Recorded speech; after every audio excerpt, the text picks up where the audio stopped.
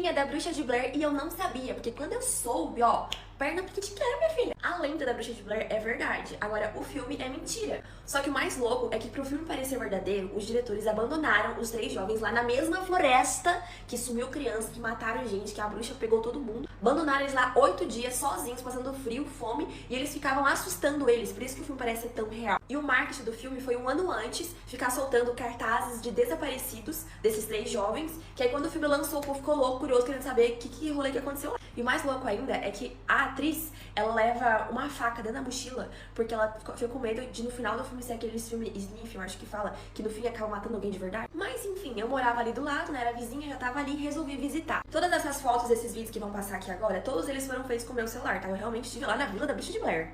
Eu fui lá visitar, só que a cidadezinha é abandonada hoje em dia, quase ninguém mora lá. Tinha um senhorzinho que era dono de uma loja de iguarias e ele falou que dentro da loja tava cheio de espírito. E as casas que a gente passava na frente tava tudo vazio. E Blair era o nome da vila, porque o nome da bruxa era Ellie Kidward. Ela foi caçada pelos moradores da cidade depois que as crianças falaram que foram usadas por ela pra fazer experimentos de bruxa. Aí eles pegaram a Ellie, amarraram uma árvore, deixaram os bichos comer, tacaram fogo e ela morreu. Aí depois que ela morreu, minha filha, as pessoas que acusaram ela e as crianças desapareceram, sumiu do mapa. E aí todo mundo que entrava nessa floresta sumia, morria, desaparecia. Teve até um cara que matou umas pessoas e ele falou que ele só fez isso porque o espírito da bruxa estava lá e encarnou nele e queria que ele fizesse essas coisas. Se é verdade tudo isso ou não, eu fui lá pagar pra ver. Graças a Deus não tinha troco e eu não vi nada. Por que eu falo que eu era vizinha? Porque a floresta Black Hills, onde aconteceu tudo isso aí, era a floresta que ficava de frente pro meu quarto.